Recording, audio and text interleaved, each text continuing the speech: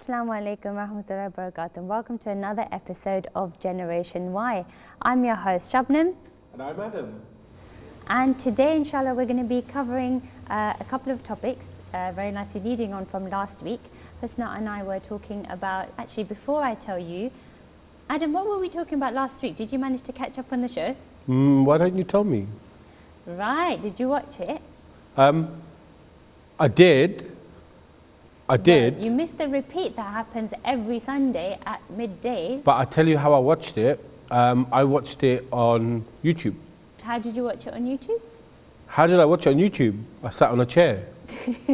How did you find out we were on YouTube? My head was facing towards the screen. I'm glad. And where did you find the YouTube? So all I typed in was Adam and Shabnam Generation Y in YouTube.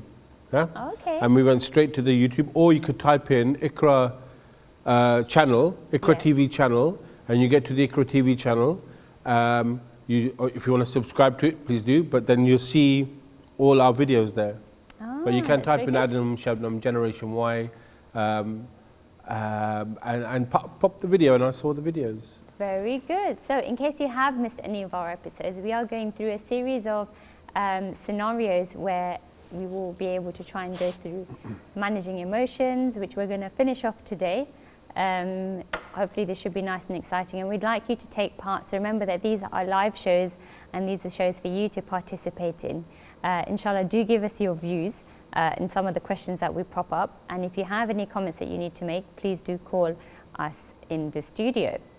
Now, those topics we were talking about last week. So Husna and I discussed managing emotions, and we were looking at things at what affects our confidence and how we can build it back up. But since you're here today, I thought I'd finish off with a few pointers. Would that be all right? Before you go into that, I just want to touch on something. Go on then.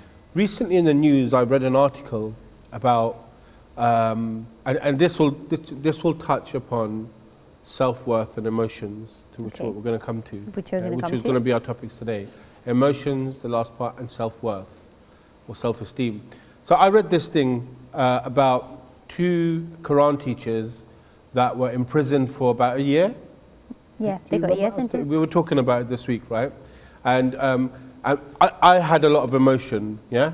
Emotion, not I was crying, I was angry that this is still happening amongst our Muslim community. And, you know, I talked to a few friends about this. And would you like to tell the viewers what it was, just in case anyone's missed out? Right, so what it was is that 2 Quran teachers up in Birmingham were imprisoned for a year for beating a young 10-year-old boy with a stick, black and blue, yeah? And he went home, it was over a certain period of time, but he went home, he'd cover his bruises with his shirt.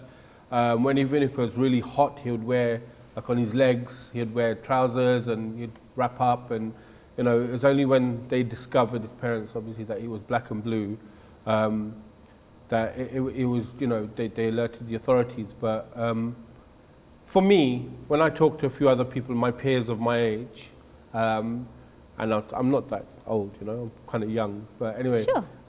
Thank you. So all I got back was emotions, anger. Oh yeah, I remember madrasa, yeah, they used to beat us. Oh, our mum used to beat us really badly if we got something wrong. And then from talking to a few people, I was looking on online forums and stuff, and there's this thing of self-worth that young people tend to feel that they're not good enough to read Quran, or they're not good enough to do something because someone will beat them over it. Just one thing wrong and you'll get slapped, or you'll get a cane, or something will be hit on the back of your head. Or so you're saying that they attach negative emotions to that then? Exactly. Okay. Exactly. That actually brings us quite nicely to our topic of managing emotions. I think we'll touch upon it a little bit more this week. So let's just break it down. When we look at emotions, what actually are our emotions? Some people might get it confused with an experience or an outlet that we can actually control. Actually, we're born with emotions. We don't necessarily know how to deal with them or what they are until we get older. Like babies have emotions, but they don't know happy, sad is because they haven't had those experiences to attach to them. But that rooting is still there. Agreed? Yeah, I agree. Okay. So to understand your own emotions, you need to ask yourself two main questions. How do I feel? And how do I know? Right? So how do I feel and how do I know? And that part is really important, because and you can do that with other people as well. You don't necessarily have to be told by somebody all the time, I'm feeling happy, I'm feeling sad. We're not robots that go around with signs on our heads, are we? Like, oh, today I am really happy. At the moment I am really sad. Yeah. We don't do that. No, we shouldn't expect that of anyone all the time. I mean, it's this one thing trying to read someone when you don't know what they're saying, or you don't know how they are towards you. But you can tell, and research says that 80% of the way we feel is expressed in our body language. Do you know that? Wow. Body language, I know, is very, very important. Very important. It's quite powerful, actually, because the other person will gain an impression from you as to what type of person you are, and it'll set that within them. Could we do a little example? Like a role play. Like a role play. Are you up for it? Yeah. Okay. So let's see how good we are at this. Okay. So you do an emotion, act it out, but don't tell me what it is and I'll try and guess it.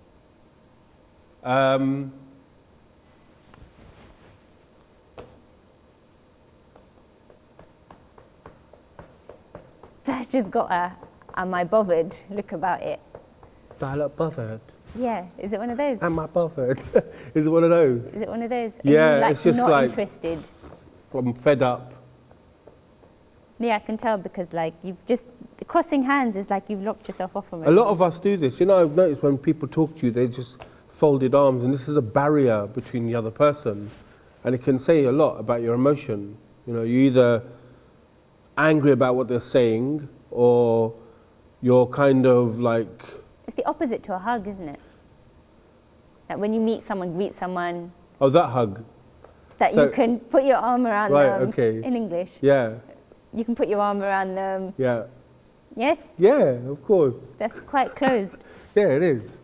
A hug is this, and this is this, and that means you're not welcome.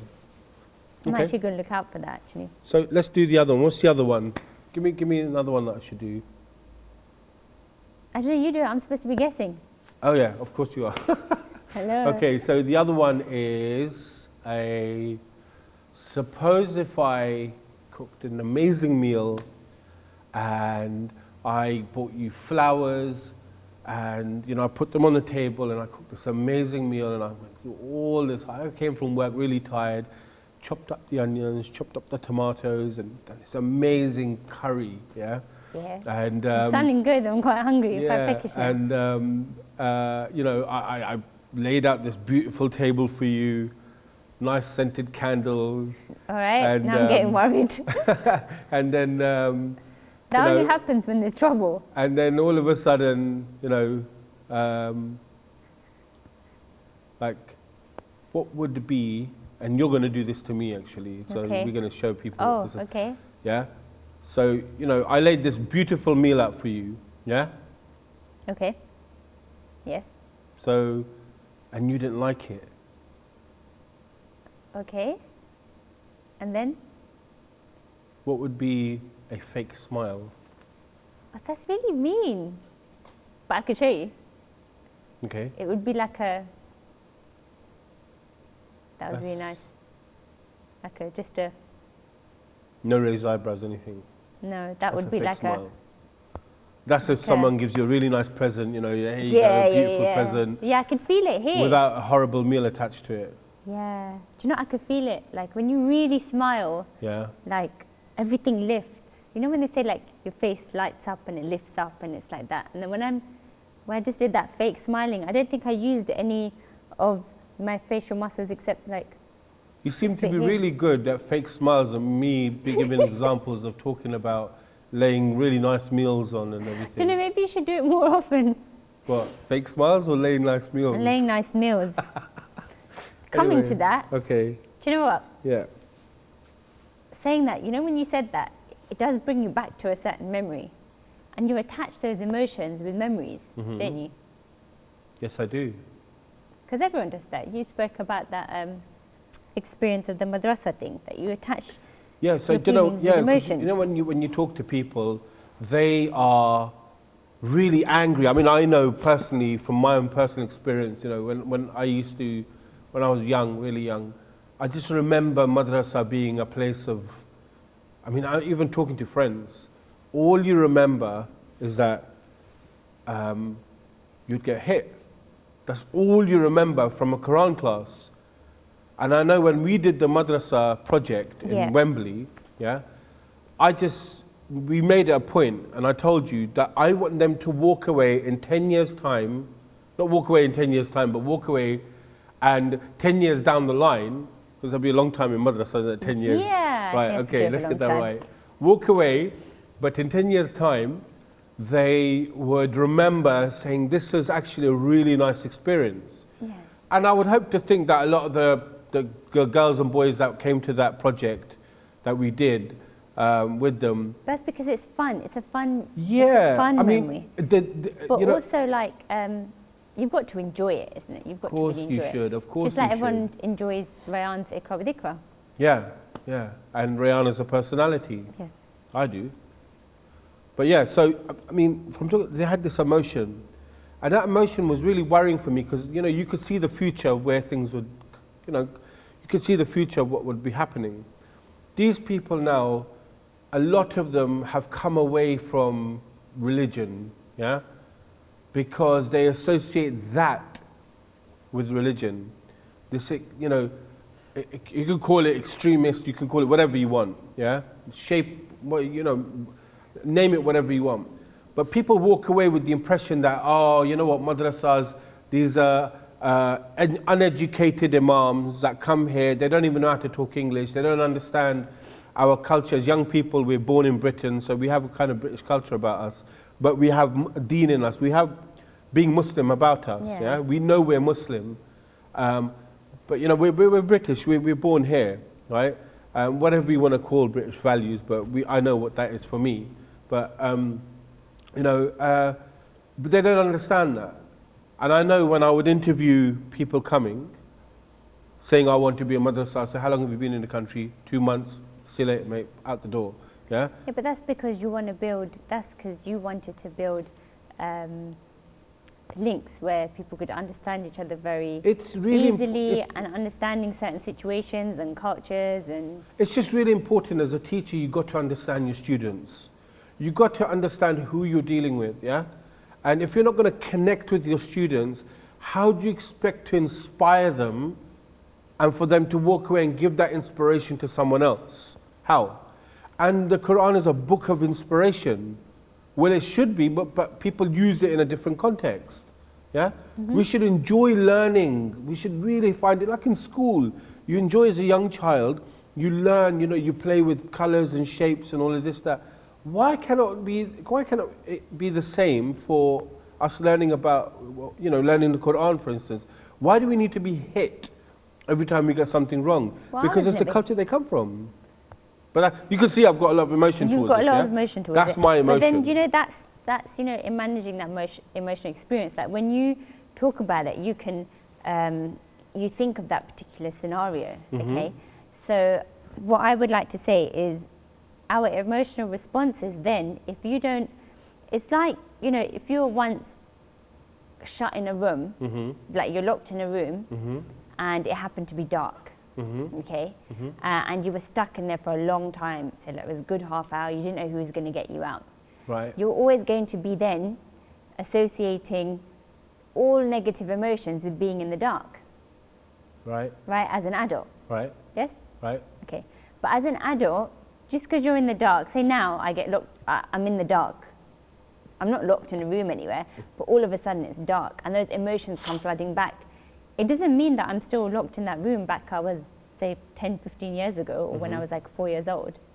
And that's about managing a different situation. So that emotion is still there, but the situation is now different.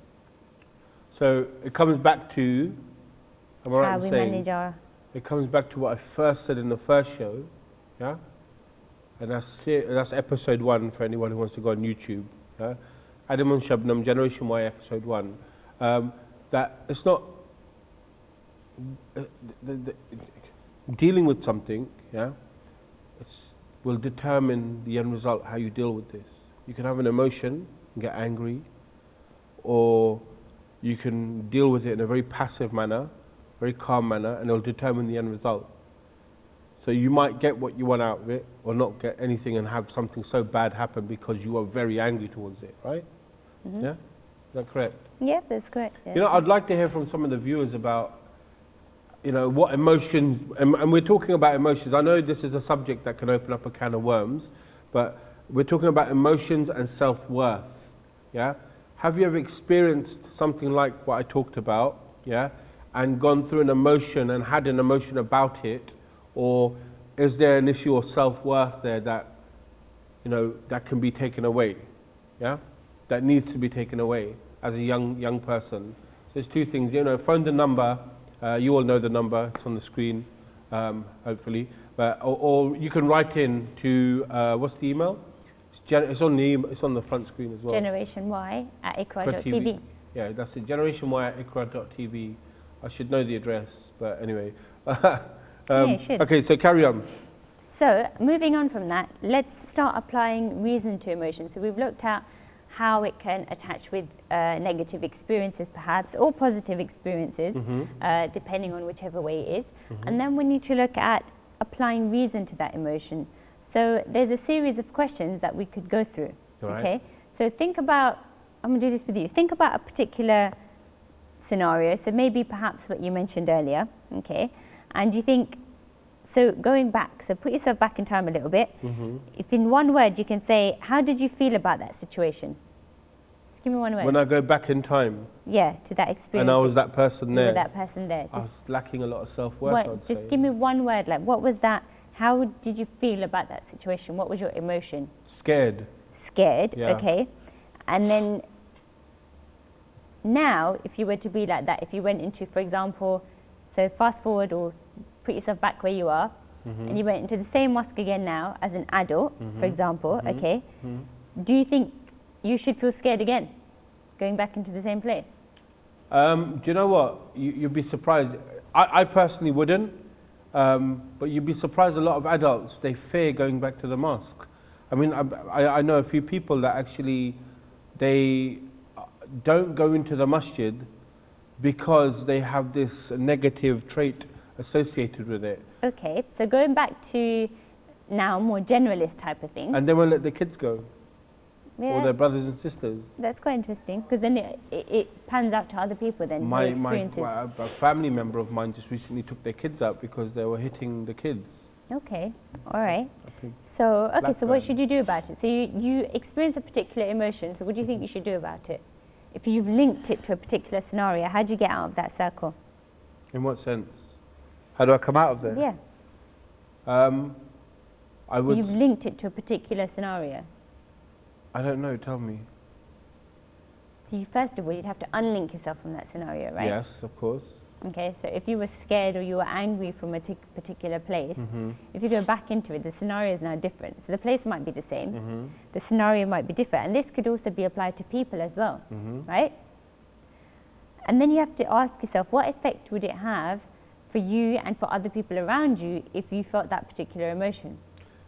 Do you know, I did an exercise once a while back about cutting off negative emotions towards things. And how was it? And someone told me that I should close my eyes and lie down, and I should imagine these people on this platform. So, you know, some of you out there, I want you just to close your eyes for just 1 second. And it's a bit weird, I know, but I want you to close your eyes, and I want, you know, if you're in a peaceful place, just close your eyes for a second. And I want you to imagine like a little stage just floating, yeah? And there's a string attached from your eyes, you can see it where the stage is, yeah?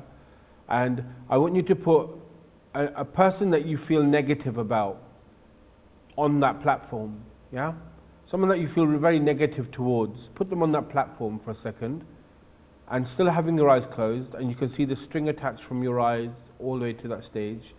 What I want you to do with that that rope or that wire that's attached to that stage, now that person's standing on the platform, you can see them there, and all these emotions are building up of anger or whatever it is.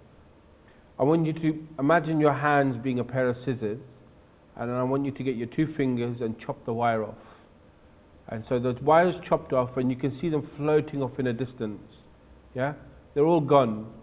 Now they're flying off. They're all going somewhere else. You can't see them again in the distance. And that negative person is gone. Now what I want you to do is open your eyes for a second. Yeah? Now that person is gone now. They're no longer there. There's no negative emotion. Those are negative emotions went off with that stage. Now I want you to close your eyes again. Yeah? And this is what happened to me. I closed my eyes again, and I imagined again the same wire, the same stage, and I said, come here, I want you to step on the stage. I invited them to step back on the stage. And I gave them a hug. Yeah? I gave them a hug. And I said, you know what, welcome back. What that did, and I want you to open your eyes if you're doing this, when you gave them a hug, what that did for me was that I reconnected with them on a different level. So what I did, I got rid of this negative emotion that flew off into the distance in my mind, yeah? And I got this stage back up again with the wire, yeah? And I invited the person back onto that stage. And I said to them, stand in front of me now. And I gave them a hug. I said, thank you for coming. And all of a sudden I had this weird emotion of love and happiness and friendship, and I just forgot everything. Yeah? That's quite nice. It's quite a powerful tool actually to be able to do It that. is You've got to be in the right mind frame to do that, because sometimes when you're dealing with people, it can be quite difficult to reconnect if you've been through, I don't know, certain experiences. But you got to do it quite often. I mean, I'm a master at doing this quite often. You know, when I have negative emotions towards you, I cut that string and you're gone off. Wow, I don't know how many strings I must have attached to me. I'm only joking. No, but you know, it's a powerful thing that when they do, it's your subconscious, this thing of this mind and this picture that's inside you, because everyone has pictures inside their head. They love pictures. And we form memories with pictures. Yeah. You react better to pictures. This is why we did something called mind maps, and we're going to come to that later on in the series. But you know, letting go of those emotions is very, very important. Yeah, towards that person, and reconnecting with them on a be it a situation, be it a person, but reconnecting with them on a different level, it can be very, very powerful, because when we forgive, and forgiveness is one of the most rewardable acts. Yeah, when we forgive that person, or we forgive the scenario, yeah, then what happens is that it's love, it's peace, it's friendship. And that's how we need to be with the world around us. It creates a different environment. Yeah, exactly. It creates a very, very different environment. And then what happens there is that you don't need to worry about yourself. Is when you start to forgive, and that emotion bit is about patience, having patience. And it also allows you to refrain from being angry. To get on with things as well, to move on with life, and to concentrate on what's important and what is around you, what's happening at the same time. Why would you give something, some scenario, or someone the power to control your emotions? Why? Okay. That's quite... We're going to touch on it after the break. Let's touch on that afterwards. Remember, we're talking about managing our emotions. We're going to go for a short break. And after we come back from the break, we're going to talk about a very quick few steps to how you can overcome some of those. Stay tuned in. We're going to be back just after this.